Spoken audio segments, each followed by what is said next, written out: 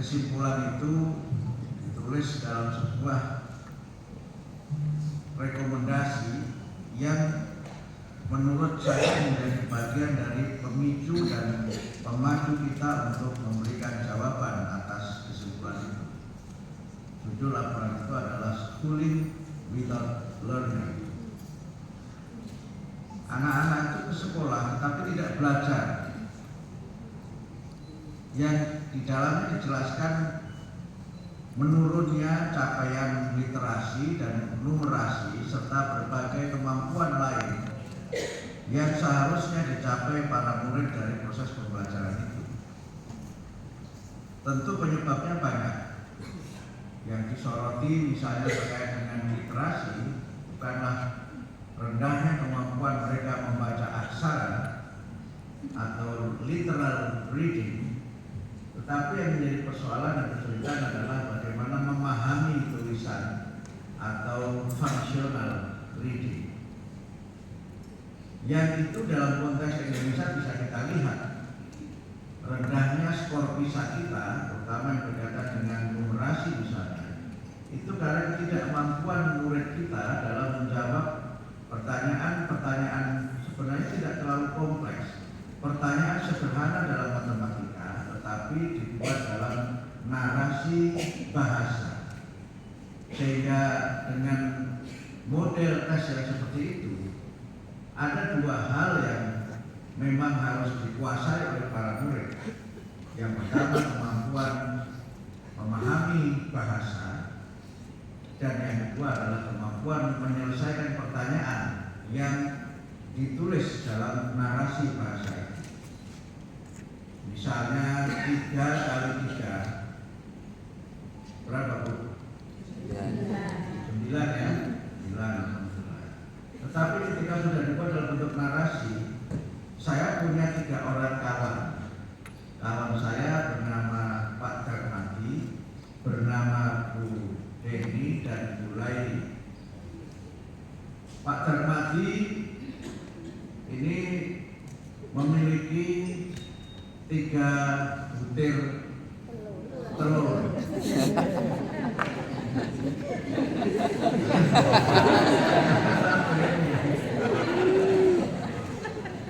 Kemudian Bu Heni memiliki 8 butir telur. Nah, setelah ditambahkan telurnya Pak Darmadi dan Bu Heni itu, sebagian diberikan kepada Bu Laili. Bu Laili diberi udah ketemu 9 jadi berapa? Kan 3 tambah 8 berapa? 3 Bu. Kalau supaya ketemu 9 itu ya harus 2. Tapi yang 2 butir diberikan kepada Bu Laili. Berapakah telur yang tersisa? Itu kan mikir dia. Mikir. Kalau 3 kali 3 ketemu 9, oke, straightforward. Tapi begitu dibuat narasi, dia harus mampu memahami bahasanya itu. Dan banyak tes matematika itu kan sekarang bentuknya narasi. Walaupun ada, sempat saya ikuti di media itu, ada guru yang mengajar matematika dengan narasi yang sangat bagus. Narasi yang sangat bagus. Nah, itu yang kemudian kemampuan-kemampuan seperti itu, understanding reading, memahami bacaan, dan kemudian bagaimana itu diterapkan dalam berbagai macam situasi itu yang kita sangat rendah. Ada banyak faktor ya, nanti saya akan bahas yang berikut. Yang kedua, kita juga mengalami learning loss. Learning loss itu terjadi karena pandemi COVID-19, di mana kita tidak bisa karena berbagai keadaan menyelenggarakan pembelajaran tatap muka. Pembelajaran dilaksanakan secara daring. Bahkan beberapa ada tidak bisa belajar daring juga karena tidak ada internet. Boro-boro internet sekolahnya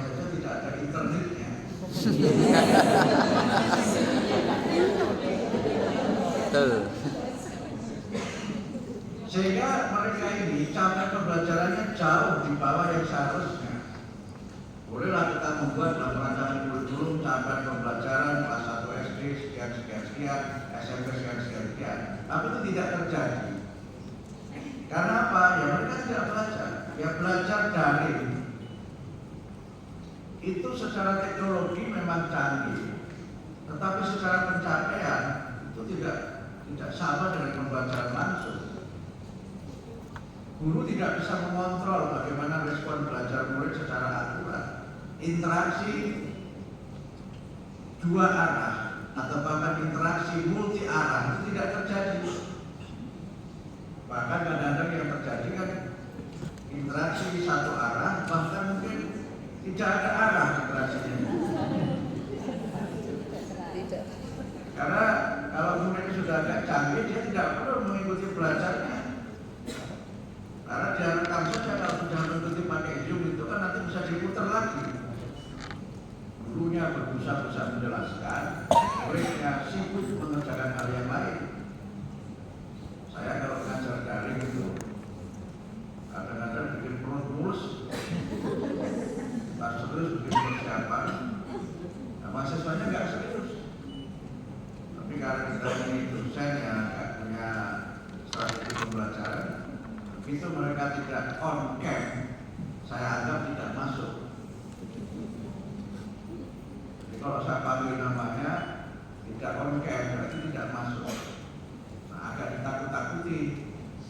Yang tidak masuk nanti tidak boleh ikut ujian. Kira-kira begitu.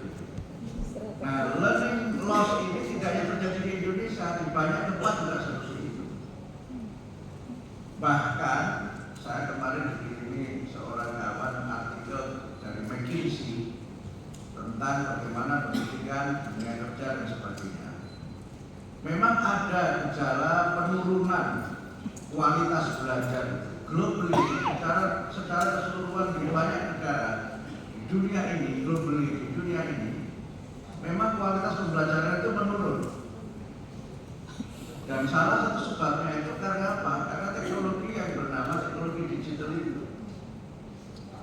Saya minggu yang lalu dalam perjalanan ke Malaysia, saya beli sebuah buku judulnya Attention Span. Karena saya sudah ceramah di International Islamic University, temanya tentang education and digital religiosity, a new era. Temanya itu agak bombastis. Pendidikan yang kesalahan digital, sebuah era baru. Bahkan cari amunisi saya harus ngomong apa. Ketemulah sebuah buku yang saya belum punya sebelumnya, bukunya Attention Span. Teknologi digital itu membuat anak-anak kita ini memiliki attention span yang rendah. Bapak, attention span itu apa? Ya? Konsentrasi. Jadi kemampuan konsentrasi, rentang mereka memberikan perhatian itu atau konsentrasi atau fokus itu sangat rendah. Jadi diajak ngomong A, 2 menit belum selesai, sudah pindah ke topik yang lainnya. Jadi kalau saya ceramah seperti ini, itu sudah kemana-mana pikirannya itu. Terus ngomong apa, agak jelas itu. Hanya akibat dari attention span yang rendah itu, maka anak-anak sekarang itu tidak fokus. Mereka ada problem kaitannya dengan memberikan perhatian pada hal yang penting dan fokus pada persoalan dalam waktu yang lama. Kalau secara psikologis kan orang itu bisa memberikan perhatian yang serius. Dalam teori attention itu kan maksimal 30 menit. Setelah itu ya sudah, bahasa Jawanya bumi tua itu. Kalau buku pengen dibablas saja begitu. Kalau orang Inggris itu menyebut they are hearing but not listening. Nah, itu bedanya. Bahasa Indonesia belum punya kata-kata seperti ini. Memang itu bahasa Inggris sudah sekuler. Dia mendengar tetapi tidak mendengar. Gimana itu cara membedakan?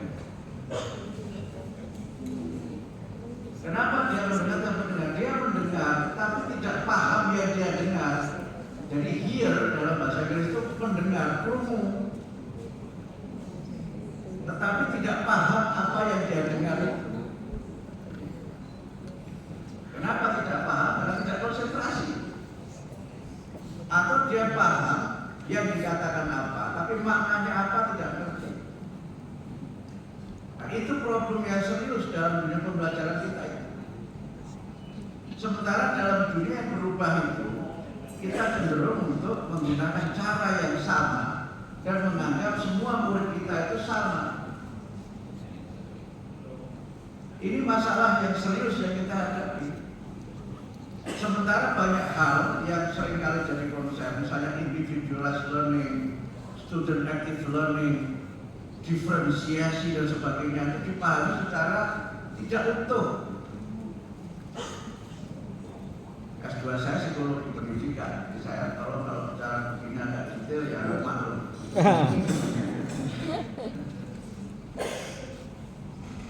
Individual learning itu tidak berarti harus belajar privat. Mereka punya kemampuan yang berbeda. Dalam Given sudah diajarkan ya prinsip 3P, ya kan? Research, proses dan apa? Oh, jangan-jangan pelatihnya beda dengan saya teorinya ini. Harus saya evaluasi kalau beda ini. Belum belasuk-belasuk. Kalau belasuk-belasuk, pelatihnya saja keliru, nggak paham, wah itu filologi kupin itu. Kan pembelajaran mendalam itu, konsep dasarnya kan constructivist learning. Pembelajaran konstruktivis, di mana belajar itu adalah proses construction of knowledge. Belajar itu adalah proses di mana mereka itu menciptakan ilmu. Bukan berarti mereka ngarang membuat teori, tidak, tetapi yang dia pahami itu berproses lewat proses konstruksi itu. Prosesnya juga berlangsung melalui apa yang disebut dengan deep level processing. Itu yang menjadi teori information processing theory, teori pengolahan informasi. Makanya menjadi deep learning itu kan dari situ sebenarnya. Yang itu dipahami bahwa murid datang ke ruang kelas itu tidak sama.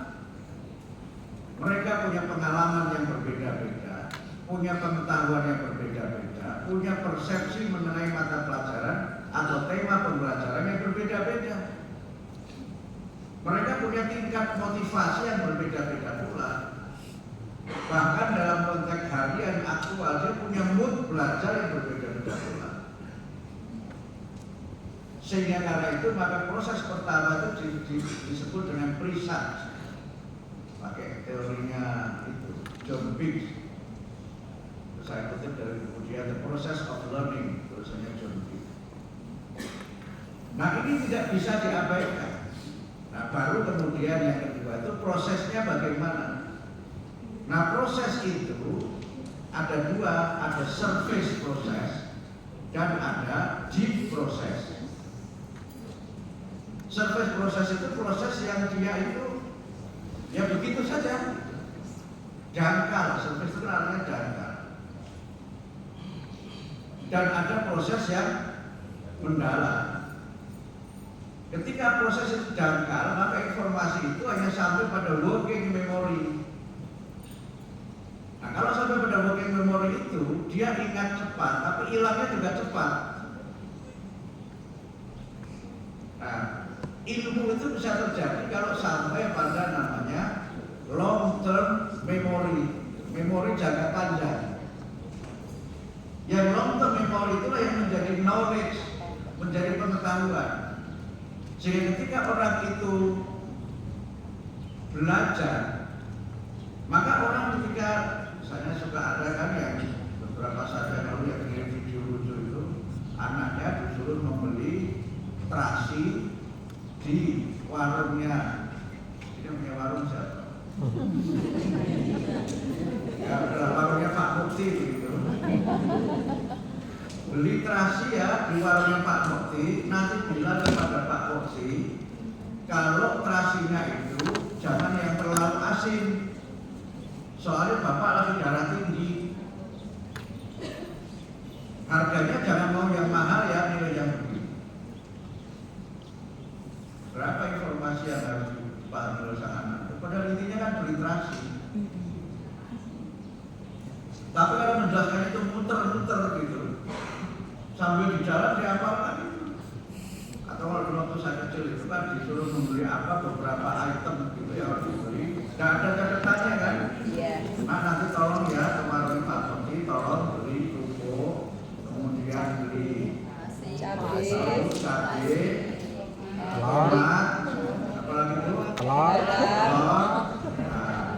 Masuk ketika dari suruh mandur begitu. Begitu tekan boleh sih jalan berapa yang diingat berapa. Kerupuknya aja yang bapaknya brodol. Karena itu perlu deep level processing.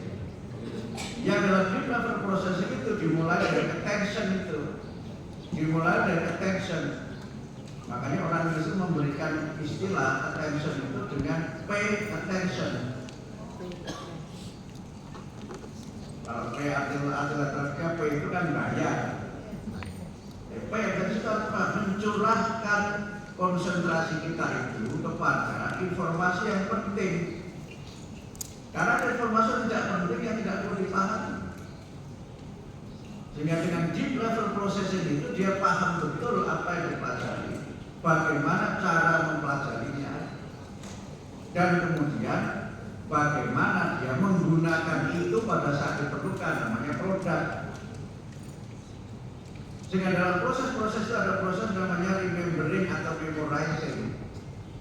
Menghafal itu penting, bukan tidak penting, bahkan mungkin penting sekali, tetapi bukan verbal memorization, bukan hanya menghafal verbal, tetapi meaningful memorization, gitu. Menghafal yang bermakna. Sehingga nanti ada berbagai macam teori yang dipakai untuk orang itu menghafal. Misalnya begini, mohon maaf bagi yang tidak beragama Islam, di Quran itu kan ada urutan surat-surat dalam Al-Quran. Anak-anak sekarang yang menghafalkannya ya menghafal verbal universal itu, dihafalkan itu, dibaca gitu. Misalnya apa? Al-Fatihah, Al-Baqarah, Ali Imran, An-Nisa, Al-Maidah, kan? Itu kan hafalan yang berdiri sendiri-sendiri. Lalu ada dulu yang kreatif. Acara kita mulai dengan Al-Fatihah. Nah, jangan lupa setelah itu, ternyata setelah acara dimulai, ada sapi betina bernama Al-Baqarah masuk ke rumahnya Pak Ali Imran. Di situ ada seorang perempuan namanya Anissa yang sedang menghidangkan makanan Al-Maidah. Menjadi berbeda. Kira-kira yang lebih menarik yang mana? Beda kan? Beda. Sehingga nanti ketika dia lupa mengingat itu kan ada dua proses. Mengingat itu ada namanya proses recall dan recognize. Jadi saya jadi guru ini saya. Apa sekali lah ini bonus ini. Recall itu mengingat tanpa ada alat bantu yang namanya recall. Recognize itu mengingat dengan alat bantu, namanya pattern recognition. Yang dengan pattern recognition itu ada proses namanya retrieval cues. Karena untuk kita mengingat itu ada proses ngantrinya, antri untuk bagaimana itu bisa dipanggil. Sehingga dalam teori itu sebenarnya yang sudah kita pelajari yang masuk long term memory itu tidak hilang, cuma tertumpuk-tumpuk entah bagaimana, entah gimana. Sama dengan Bapak Ibu naruh sesuatu, tumpuk berbut gitu kan. nggak pakai rumus taruhnya. Kemudian begitu perlu, ngambilnya juga sama. Wah, aku tak pernah taruh-taruhan begitu. Nah, itu saya itu.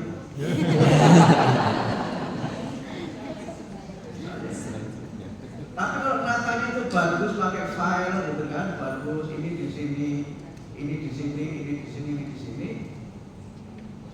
itu menjadi berbeda.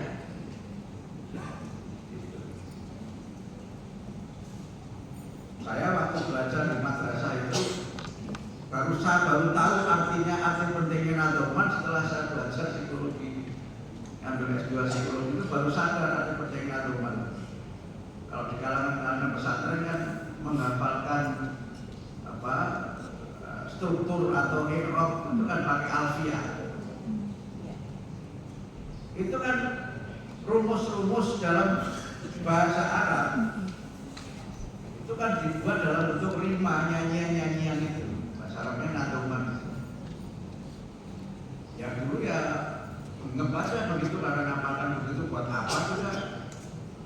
Tapi lama-lama ternyata itu metode menghafal yang sangat bagus karena membantu kita untuk memiliki berbagai macam pattern recognition. Kalau yang penting yang kita pelajari itu kita lupakan.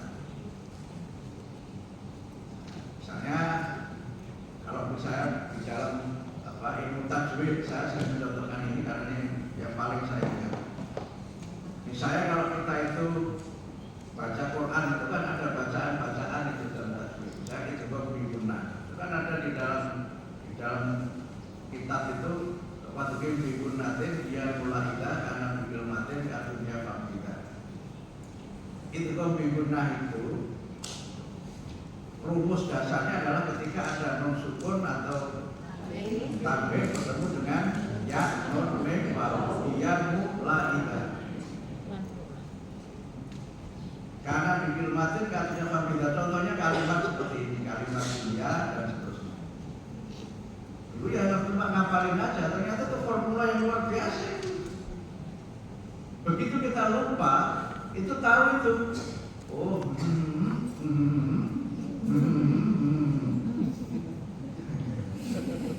dalam dari menghafal itu namanya redundancy. Jadi jangan dikira itu nggak ada artinya. Karena dia menjadi bagian dari residual abuse. Apa ibu lebih mudah mengingat nama atau bukan? Bukan. Kenapa? Langsung. Visual. Kenapa? Langsung. Nah, kalau bukan itu banyak tanda-tandanya, ya kan? Saya tuh pernah ketemu dia loh. Siapa lagi siapa ya? Ya? Pokoknya saya ingat yang dulu ceramah di BKB. Balai Besar Guru Tenaga. Pendidikan. Kan. Pendidikan. Ini menteri Jenderal SK malah laris.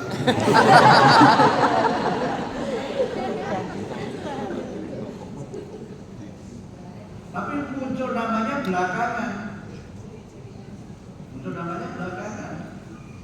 Tapi ingat, makanya biasanya kalau orang itu lupa mau memanggil nama Abdul Mukti itu disebutkan ciri-cirinya dulu.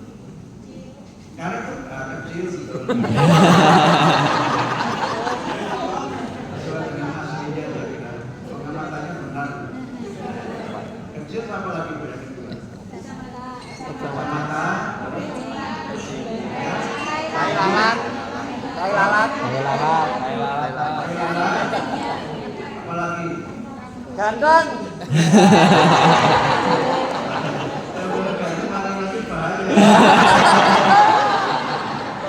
Murah senyum, Pak. Nah, itu namanya pattern recognition. Jadi semakin banyak pattern recognition itu, semakin mudah kita mengingat sesuatu. Tapi yang seperti ini bisa kita bantu murid-murid kita membuat atau membuat sendiri. Karena itu dalam deep learning, pembelajaran mendalam itu, kita beri kesempatan murid-murid itu untuk mencari pola, mencari cara bagaimana dia bisa mempelajari sesuatu. Itu namanya individual. Dan tidak hanya mereka se-individual kan, supaya IQ-nya berbeda, cara dia belajar juga beda. Selain ada model of learning, ada namanya style of learning, atau mungkin juga style of thinking. Itu berbeda-beda.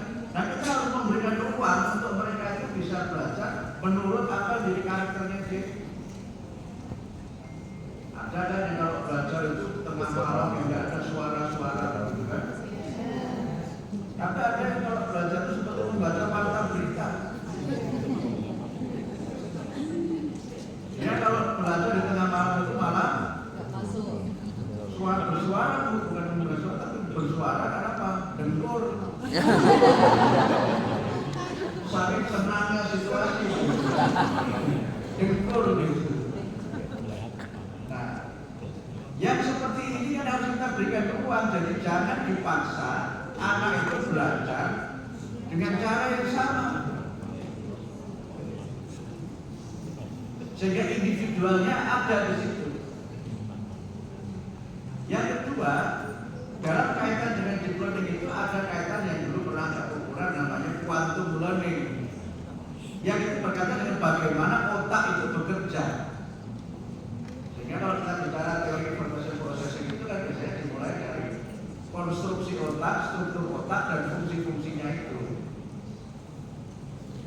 Itu kan analog dengan cara kerja komputer itu. Nah, karena itu maka dalam pembelajaran mendalam itu proses berpikir itu terlibat. Dia diajak terus terlibat dalam proses itu. Nah, melibatkan murid itu yang menjadi tugas guru sebagai fasilitator. Jadi fasilitator itu jangan dimaknai nyetel tape.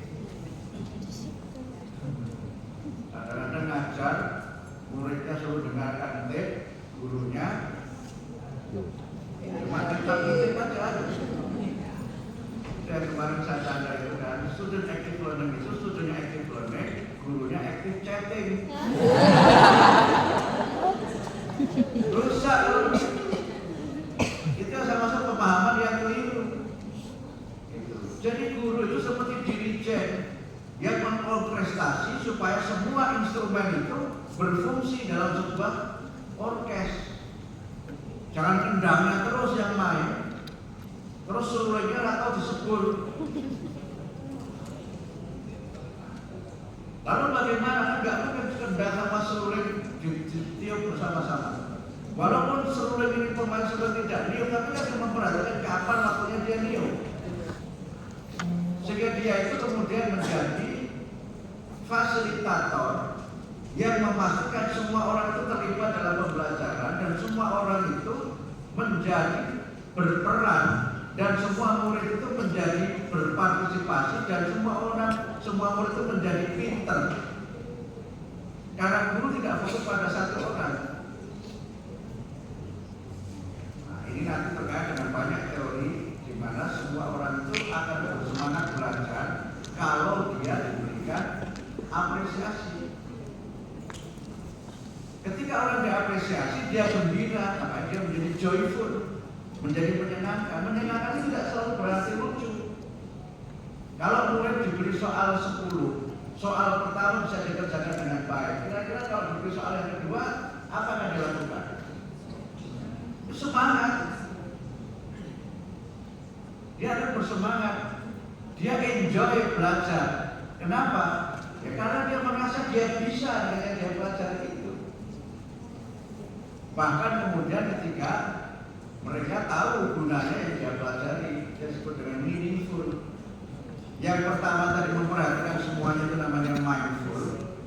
Tapi mindful itu juga membimbing mereka untuk mereka tahu bagaimana, mereka tahu apa yang akan mereka pelajari, kemudian bagaimana cara mereka mempelajari, kemudian menilai hasil belajarnya, dan kemudian memperbaiki apa yang perlu diperbaiki. Jadi dalam deep learning itu kalau ada murid yang salah menjawab, tidak usah ditunjukkan jawabannya, dilumuri saja itu pakai tanda-tanda apa, kemudian diberikan referensi apa yang harus dia baca.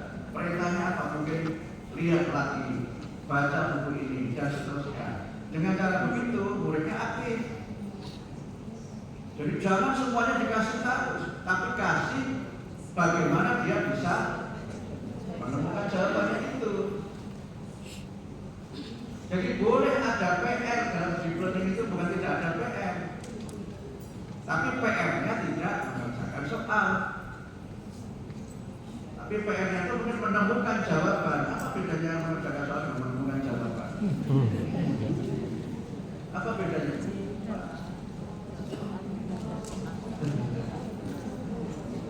Apa bedanya? Kayaknya belum diajarkan juga ya sama pelatihan ini. Konsep Saya mengapa? nanti jadi pelatihan ini. Jam per minggu. Off gitu padahal. Kenapa? Dari motor pembelajaran mendalam. Nah, belajarnya nanti tidak dihitung angka-angka. Penilaian itu pakai namanya solo. Bukan karangannya, bukan juga tapi solo. Solo itu self-observed learning outcome. Murid itu tahu kalau tadi harusnya saya belajar begini, yang saya sudah kuasai berapa, yang kurang berapa, kenapa kurang, cara memperbaikinya bagaimana. Guru memfasilitasi yang kamu belum tadi itu diberi tanda, coba baca buku ini, coba kamu pahami lagi. Dia bisa menemukan jawaban, karena jawaban itu dia sendiri yang menemukan. Itu bedanya menjawab soal dan menemukan jawaban. Ini susah ya, susah. Tapi poinnya Bapak Ibu sekalian, dengan cara seperti ini, mohon maaf, karena ada yang menyebut deep learning itu ya penerapan P5, tidak berbeda. Berbeda. Dari cara menjelaskan itu, saya kira Bapak sudah tahu yang sebelumnya menguasai P5, sudah tahu bedanya di mana. Tapi dia bisa diterapkan di model Merdeka juga bisa, model K13 juga bisa. Karena filosofinya orang belajar tidak sekaligus berproses. Ilmu itu terkoneksi dengan lain sehingga nanti ada namanya propositional network dan ada procedural network. Wah, tambah kompleks lagi kan?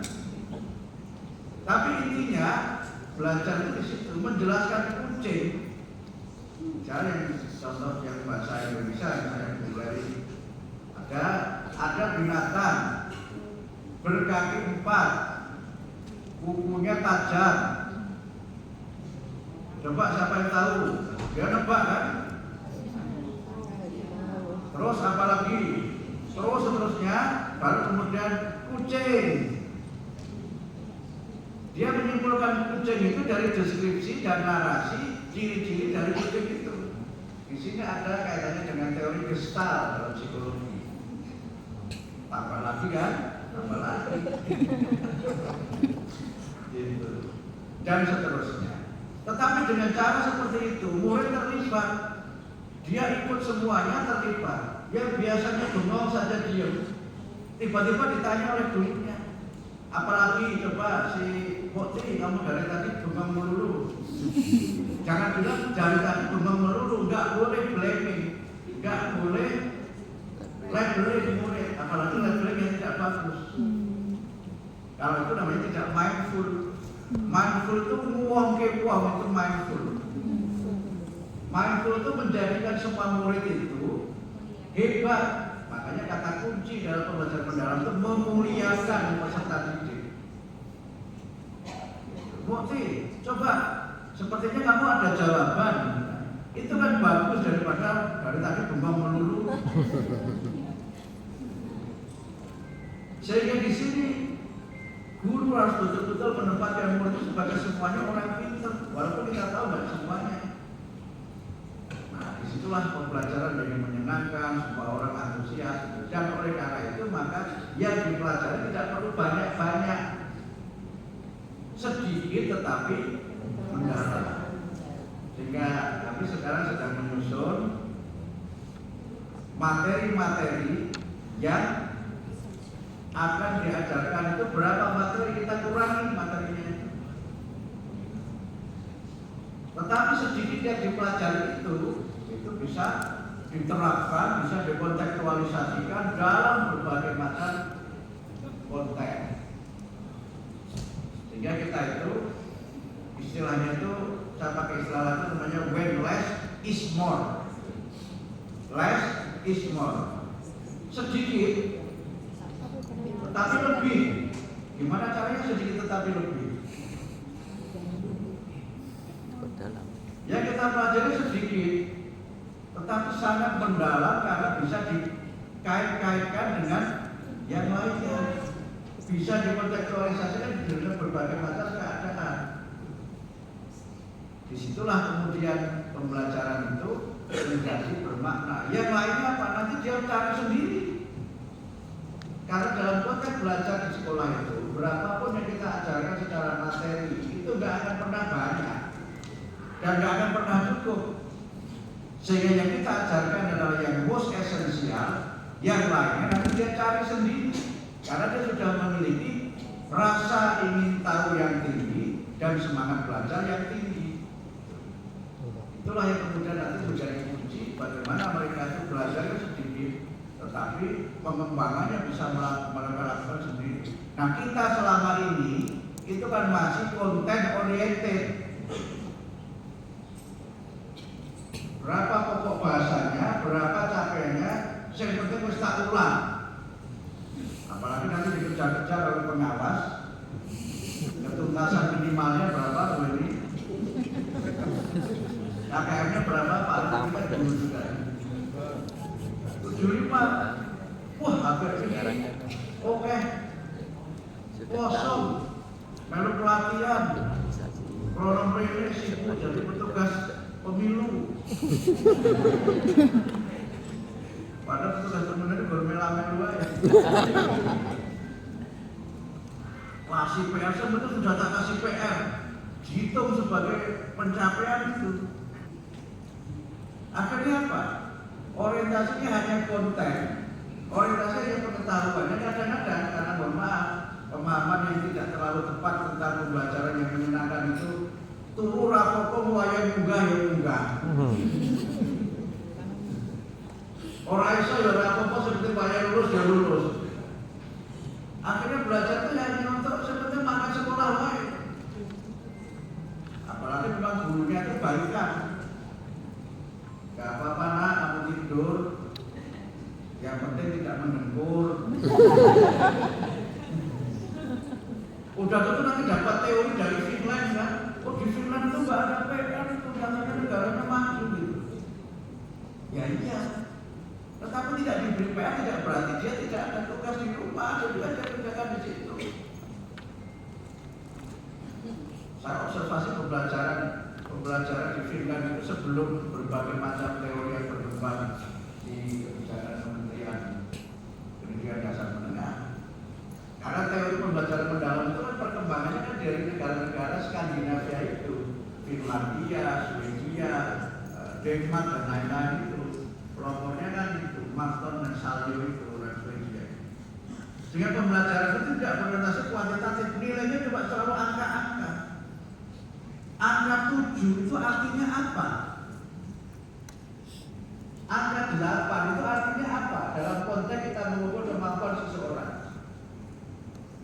Pak Darmasi dulu apa dulu sebelum jadi kepala? Bahasa Indonesia. Bahasa Indonesia. Nilai 8 dalam bahasa Indonesia itu bisa menjelaskan kemampuan yang seperti apa? Lawan kata atau apa? Lawan kata bersama kata. Tanpa kata.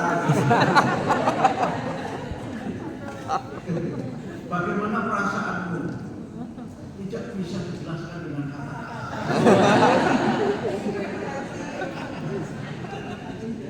Lalu disuruh menunjukkan kata-kata mengekspresikan kebahagiaan kok tidak bisa dijelaskan dengan kata-kata. Akhirnya nilainya berapa ya?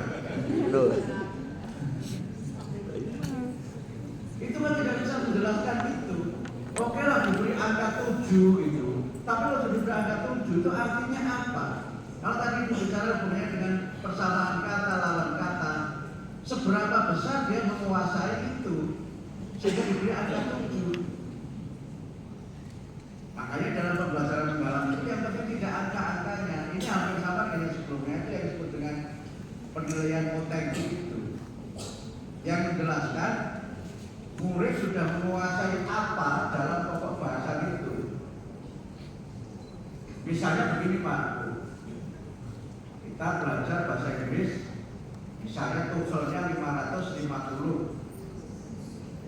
Itu kan top markotop. Kalau TOEFL 550, karena TOEFL itu salah semua saja nilainya 250. Salah kabeh itu 250. Daripada dan soalnya juga milih kan ngayang aja gitu. Daripada pusing pokoknya jawab A kabeh. Udah harus aku kelihatan ya. Oh, sudah harus sepatu banget seneng-senengnya saya. Nah, dari situ kemudian bisa dijelaskan kalau 550 dia itu punya kemampuan bahasa yang seperti apa? Bagaimana kemampuan dia mendengarkan dengan angka itu? Bagaimana kemampuan dia memahami structure itu? Bagaimana dia memahami teks? Itu nanti bisa dijelaskan. Itu disebut dengan solo self-observed learning outcome yang nanti pendekatan pembelajaran mendalam itu kualitatif bukan kuantitatif. Karena apa? Angka itu sangat relatif, apalagi ranking itu lebih relatif lagi. Kita menunjukkan dua ini pada saat SPM. Anak satu ranking 1 terus loh. Ranking 1 tinggi. Ranking 1 di kampung saya itu mungkin bisa jadi betul-betul ranking 1 di kota Semarang.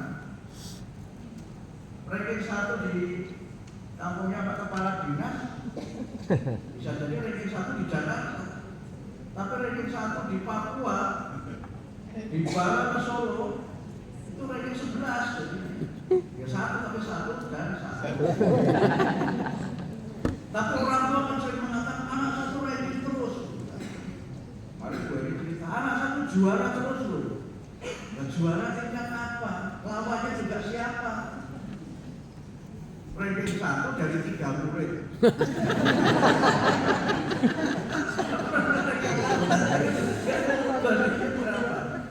Lalu dia punya kemampuan seperti apa? Dia bisa menggunakan kosakata atau menyusun kalimat-kalimat sederhana dengan baik.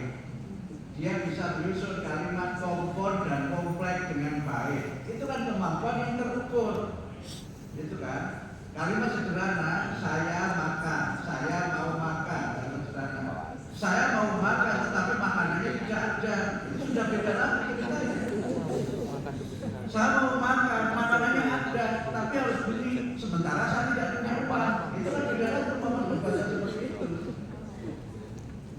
Tambah bingung toh? Namanya mendalam. Karena itu pada orientasi juga tidak skor. Tidak berapa nilainya, ranking berapa, nggak begitu, tidak achievement orientation, tapi achievementnya orientasinya adalah ilmu tadi. Isopo menguasai yang seperti apa, ya nanti dia akan kemudian canggih itu nanti bisa belajar banyak hal. Nah, karena itu Bapak Ibu sekalian, dalam konteks kita memperbaikinya, kita memperbaiki dari hulunya. Sehingga dalam pembelajaran mendalam itu, guru itu memang harus lebih aktif dari muridnya. Jangan sebaliknya, muridnya yang disuruh aktif. Itu kan? Mohon maaf, kadang-kadang kan ada kan, karena mohon maaf dulu pembelajaran mendalam dengan B5 itu kan orientasinya program. Misalnya apa Bu? Saya sering manggil Bu karena mayoritas peserta ini Bu bapak-bapak. Jadi orientasinya produk, suruh bikin ini. Apa Pak Hakim? Kompos. Ya kan? Kompos. Tema lingkungan, pelestarian lingkungan, suruh bikin kompos. Mana yang mau sugih? Mana yang mau sugih? Karena anu sidik wae tulis komentar. Nah, jangan kena lumpur begitu nanti sakit kulitnya. Suruh bikin kompos yang seperti kletok. Akhirnya apa? Tugasnya dibuat ke sekolah tapi komposnya dari mana? Tuku. Dari mana coba? Karena di pelajaran mendalam apa tidak perlu dimulai dari mengapa kita perlu melestarikan lingkungan. Bagaimana caranya? Kompos itu seperti apa? Bisakah kamu membuatnya? Teorinya ada. Kenapa bisa jadi kompos? Oh, pakai teori ini karena bakteri ini diurai oleh bakteri, bakterinya jenis ini, kemudian penguraian untuk daun sekian lama. Kenapa bisa busuk? Karena ada air. Kenapa air busuk? Karena ada proses seperti ini. Itu beda.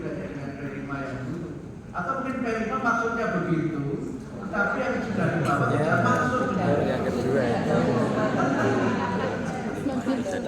Itu sehingga nanti ketika Bapak Ibu mengajar itu cobalah disengage, biar agak keren saya pakai kata bahasa Inggris.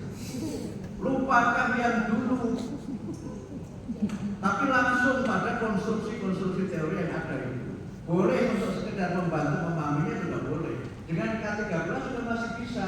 Teori skemata itu, tematik teaching itu adalah teori skemata yang judulnya itu tidak menerapkan bagian dari tematik teaching. Jadi bisa di K13, bisa di K5, tapi tentu dengan pendekatan yang kualitatif tadi. Nanti ketika orang tua nanya anak saya nilainya berapa, jangan dilihat nilai.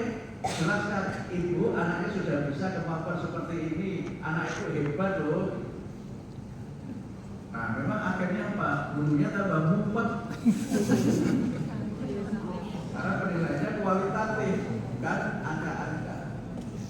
Kalau angka itu kadang-kadang ngayang, itu Bandung ini pantasnya wolu. Kalau dosen sering dikritik ini, kalau dosen kasih soal esai itu sering dikritik, jawabannya dikilangin. Nah, ini kita serius ini. Pantasnya ini nilainya A yang 85 dikilangin kok lah yang dua jawab. Makanya kalau begitu. Nah, Bapak-Ibu sekalian, itulah yang nanti coba kita perbaiki belajar itu. Sehingga dengan cara seperti itu, berbagai macam kritik yang muncul bisa kita perbaiki. Kemudian yang berikutnya setelah kita memperbaiki itu, kita memperbaiki pendekatan-pendekatan, kita juga memperbaiki bagaimana guru juga berperan sebagai pendamping, sebagai pembimbing. Sudah ada pelatihan BK. Semua guru itu sudah harus punya tugas kebekaan. Kita sudah tanda tangan tugas guru, sebagai wali siswa atau wali murid. Wali murid bukan dalam pengertian orang tua wali, tapi semua guru itu kalau di kampus istilahnya punya mahasiswa yang di bawah perwaliannya. Kalau di negara-negara maju saya disebut dengan akademik advisor-nya itu. Tapi itu akademik, kalau itu lebih dari itu. Sehingga misalnya Abdul Mukti itu mendampingi berapa murid. Yang Abdul Mukti itu ngerti murid di bawah pendampingnya itu kesulitan belajarnya apa, suasana kebatinannya seperti apa, dia sedang ada masalah apa, di keluarganya ada apa. Sehingga nanti tidak ada lagi video yang beredar anaknya berantem, gurunya cuma jalan cuek. Tony tenang aja, saya mesti ditunggu Tony, jangan khawatir. Kalau tidak ada gurunya dengan penerbangan, kamu tenang aja. Apalagi juga acaranya Muhammadiyah dan saya itu Muhammadiyah. Tenang aja. Kalau salah, karena memang kita tidak punya pesawat pribadi, saya harus pantau. Tapi salah ini boleh lah, kolor-kolor begitu. Kalau benar, Bapak itu tidak ada profesor.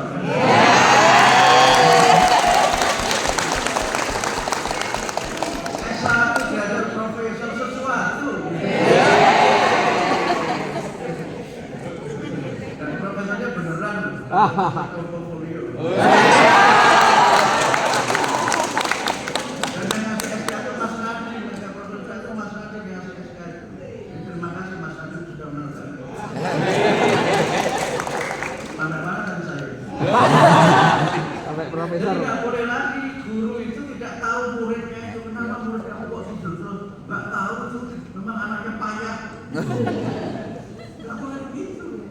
Kenapa di kelas dia banyak ngantuk? Itu guru walinya harus tahu. Ini beda dengan wali kelas. Beda. Saya waktu kuliah di luar negeri itu hanya sampai master saja, nggak sampai. Itu ketika saya misalnya seminggu atau sebulan tidak ada yang saya serahkan kepada profesor saya itu, dia nyari itu. Mukti kamu di mana? Di karaoke bahasa Jawanya itu. Kalau saya kerjakan PR dan susah, padahal dosen yang seperti itu juga ruwet susah itu dia kemudian bantu mendampingi, coba gimana diskusi tapi tidak diajari tapi diskusi.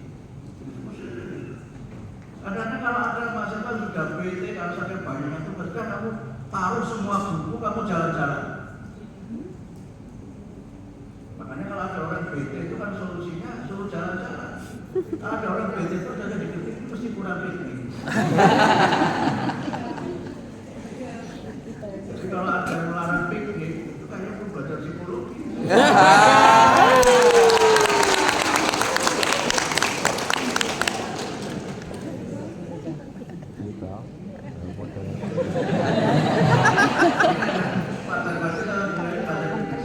Piknik itu bahasa Indonesianya apa? Selain Plesir. Rekreasi. Bisa.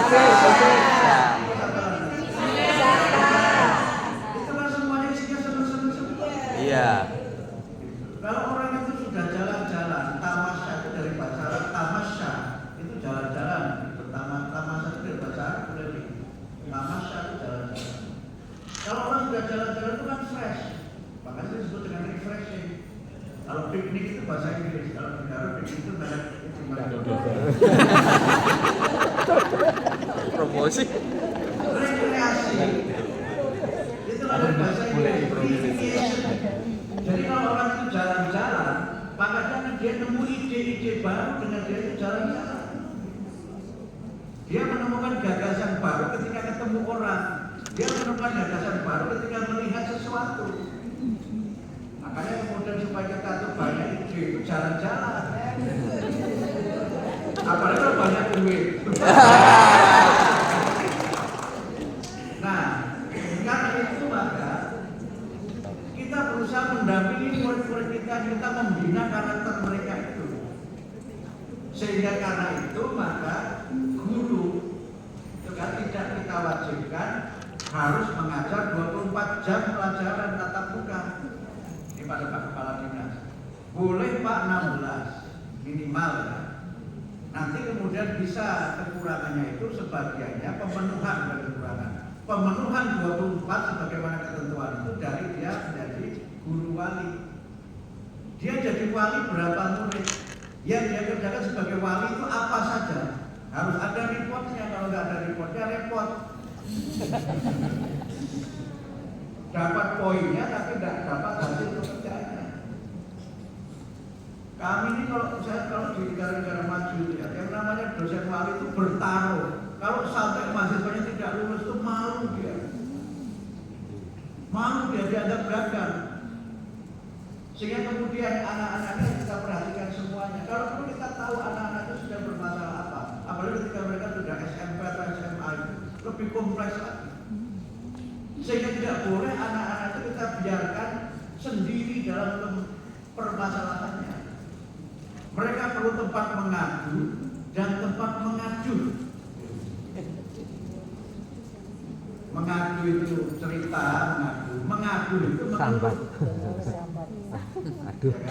Kenapa kamu kelihatan resah dan gelisah?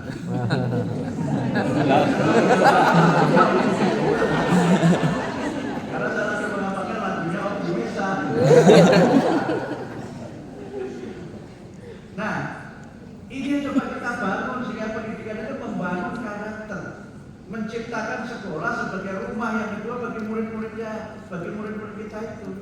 Sehingga dalam pembelajaran mendalam dan dalam pendekatan baru ini, kita menekankan kurikulum itu bukan series of subject, seperangkat mata pelajaran, tetapi experience, pengalaman. Sehingga pembelajaran itu lebih banyak kita dorong pada experiential learning, belajar yang dia mengalami, yang dengan itu punya kesan yang mendalam, yang dengan itu dia memiliki dampak terhadap pembentukan karakter. Sehingga kurikulum tidak hanya apa yang ada dalam perdebatan panjang itu, tapi nanti kita juga bentukkan dalam namanya hidden kurikulum. Suasana di mana dia bergaul dengan teman, dengan interaksi yang saling menghormati, menyapa dengan santun. Itu kan pengalaman-pengalaman yang tidak ada dalam pelajaran tertulis, tetapi berkesan dan membentuk karakter. Cara guru menyapa murid, cara kita mengapresiasi mereka, cara kita mendampingi mereka, itu semuanya pengalaman. Yang itu tidak tertulis, dia hidden, tersembunyi, tetapi dia menjadi aktual karena kita munculkan dalam perilaku. Nah, selama ini kan sekolah kita kan sangat kontraktual, sangat kontraktual. Nah, ini yang kadang-kadang seusia saya, seusia Pak sering rindu. Oh, dia gurunya ini orang nganggo persiapan kan, tapi muridnya jadi nyampe. Ya kan Pak ya? Sekarang kan terlalu detail itu, kayak bikin skenario film itu. Pintu dibuka berduri. Kalau dirancang pintunya, iya. Kemudian terdengar gerak sepatu memasuki ruangan. Protrak. Seseorang tiba-tiba melompat dengan wajah yang mengerikan. Wah, 100 halaman. Guru jelasin beberapa adegan. Dulu kan sudah bikin begitu kan? Itu kalau kontraktual sudah nggak usah ditulis yang begitu, tapi kemudian ditunjukkan begini loh caranya bertamu itu. Diberi pengalaman bagaimana bertamu ke rumah Pak Darmadi. Suruh menulis pengalamannya bertamu ke rumah Pak Darmadi. Gitu kan? Gimana posisi duduknya, bagaimana cara duduknya, bagaimana cara menghidangkan makanan. Itu kan semuanya pengalaman. Itu hidden. Nggak perlu ditulis, tapi murid mempraktekkan itu punya kesan yang luar biasa. Karena itu nanti dalam diplomat itu bagaikan itu, nggak usah bikin skenario film, biarlah itu jadi tugasnya Mas Hanum Bramantio atau begitu. Dan nanti setelah ada ayat-ayat cinta, mungkin Mas Hanum bikin film ayat-ayat Tuhan. Kawan-kawan baik saya Mas Hanum Bramantio. Nah, Bapak Ibu sekalian, ini harus kita perkuat karakter ini. Dan kemudian yang berikutnya tentu selain semua guru itu harus menjadi media itu, kita juga berusaha menciptakan anak-anak yang aktif bergerak. Jadi jangan anak-anak menghafalkan begini saja, astana sebetu mempunyai dijalu pada bapak guru. Bapak guru limo, berapa bapak guru limo? Bapak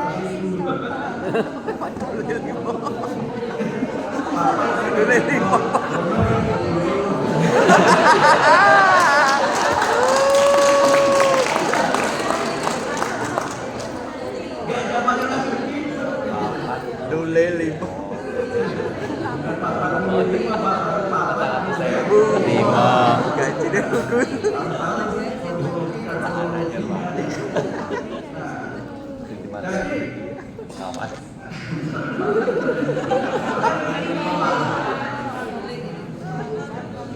Simpel saja, dijelaskan ke muridnya, diajak bersama-sama, kemudian mereka menyelesaikan. Semuanya menyenangkan, jika nanti belajar itu benar aktif gerak.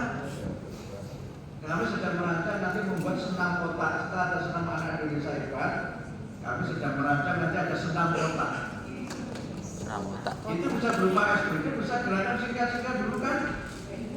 Awal-awal saya di sana belajar bahasa Inggris itu kan dulu saya ngajari head, shoulders, knees, ankles, itu kan senam kotak itu. Karena dengan jongkok otak oksigen terpompa ke otak, jadi tidak ngantuk. Kan nggak ada ceritanya orang senang terus ngantuk, itu kan tidak ada. Kalau menggunakan korban Jumat ngantuk itu banyak. Gewer. Ini masjid apa ini? Jumatan kok nggak ada korban? Itu baru dia tidur. Itu baru semalam dan sudah pulang.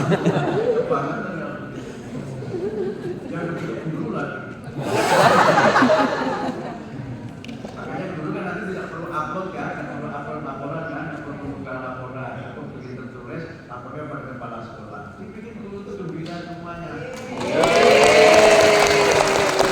Tunjangannya dari 2 juta.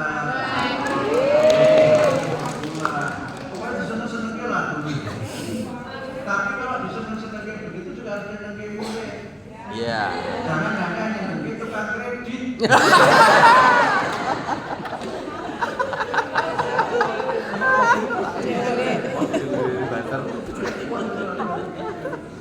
Ya, ikut pelatihan, makanya kan sekarang ada 1 hari di mana guru tidak harus mengajar, ya kan? Itu juga menjadi 1 hari di mana hari guru belajar.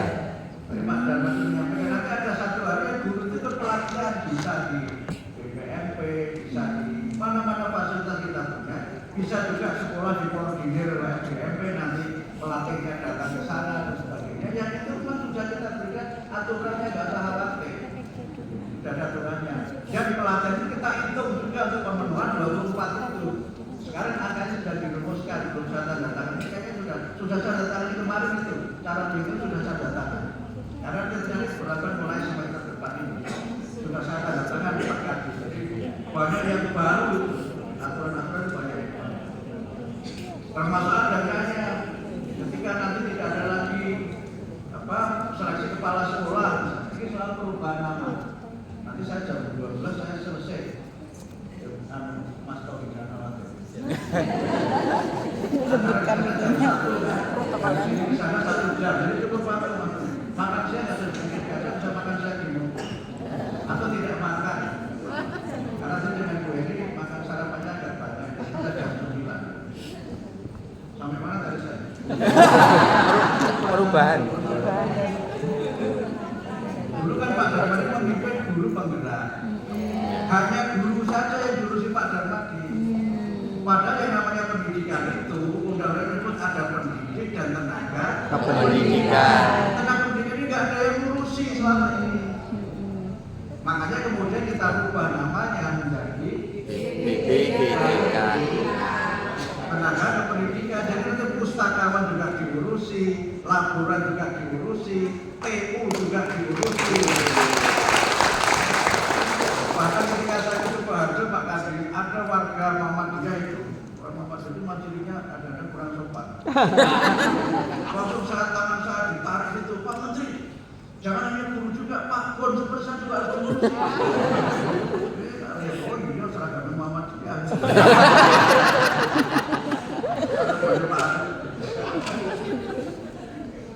Karena apa? Saya sering dapat laporan, masa guru kepala sekolah harus bikin laporan bos yang macam-macam itu. Ya mana ada bos bikin laporan? Ya bikin laporan dia kayak pulang. Ya, betul.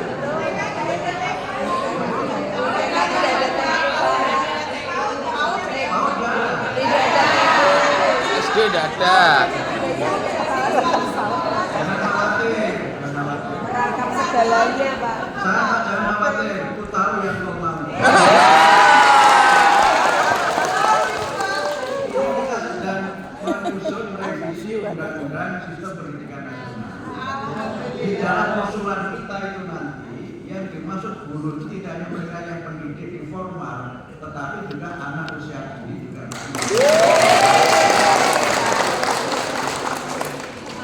Karena menterinya turun ke lapangan, jadi tahu situasinya. Tapi nanti juga harus bilang ke DPR, supaya DPR setuju. Iya. Tapi kalau sudah mengusulkan itu di rancangan perubahan undang-undang Sejiknas itu masuk di situ. Karena penting peranannya. Nanti kalau kita bahas itu tambah lama lagi. Barang situ. Ada gue lah. Jadi pustakawan misalnya. Selama ini kan pustakawan itu guru yang ditugaskan jadi Pustakawan.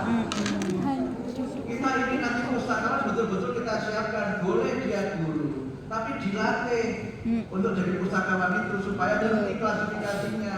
Minimal pakai DDC, Dewey Decimal Classification. Saya turun ke beberapa sekolah, saya tanya, itu pustakawan? Tidak, Pak. Bagaimana ngoleksi buku? Pak, saya mau cari buku sejarah. Tidak tahu gurunya. Kan saya mantan pustakawan, jadi saya tahu sejarah itu kodenya berapa? 8. Saya langsung cari angka 8, ketemunya agama Islam. Dan harusnya 297 itu kodenya. Itu sejarah agama Islam. Nah, begini-begini kita perlu. Makanya kemudian Pak Darmadi ini tugasnya kita perluas. Kesuksesan belajar itu tidak ditentukan oleh para guru. TU-nya atau makan, pusing kepala sekolah. Kenapa nggak berangkat melahirkan? Perasaan kemarin barusan. Raden. Ya kan? Ini masalah kita juga. Ini kemarin SPMB Bu. Ada yang komplain, Pak kemarin itu sekolahnya salah input data ke Dapodik. Tak tanya kenapa ini datanya salah, ya Pak nggak tahu itu operatornya. Ya karena operatornya sandingan, kenapa? Ya operatornya di honor. Makanya nanti di dalam sistem BOS yang baru itu bisa termasuk operasional sekolah itu untuk honor operator. Kan sekarang sudah terbit itu Pak Kadis yang baru penggunaan dana BOS kan. Kemarin itu kepala sekolah pada ketakutan, karena petunjuknya itu gelondongan. Oh kita itu sudah dibeli terperinci aja masih gelondong, udah gelondong. Nah, itu kita coba perbaiki sehingga kita rubah namanya. Terus ada yang tanya, terus guru penggerak kemana? Nah, jadi apa masalah? Tapi penggerak itu kan dikontrak, bukan forever kan? Bapak punya guru penggerak ada di sini. Kontrak berapa lama itu? Nah, kontrak sudah bisa atau belum? Ya kalau sudah ya sudah.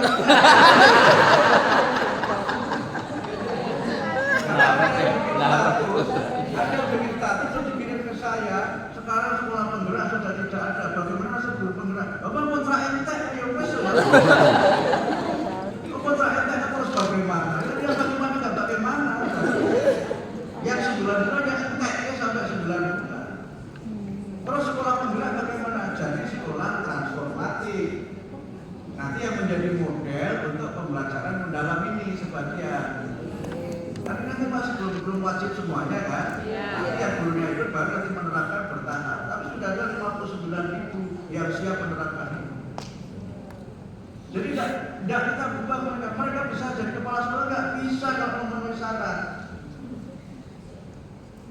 Kan kemarin yang jadi kepala sekolah itu hanya khusus guru penggerak. Ya guru penggerak nggak bisa, nggak bisa juga. Padahal guru penggerak lebih senior dari yang penggerak.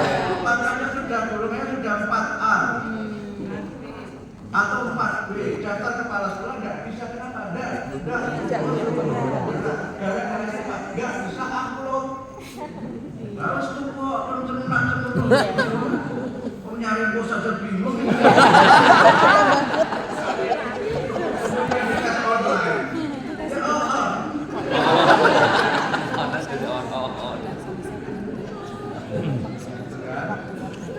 Tapi Guru penggerak itu loh, komponen Nadi. sehingga seleksi kepala sekolah yang itu terbuka untuk siapa saja yang memenuhi persyaratan. Guru penggerak silahkan ikut, yang penggerak yang penggerak sudah silahkan asal memenuhi.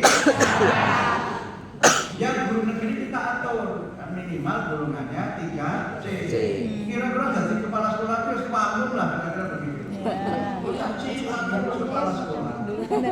Wakilnya bapak ini.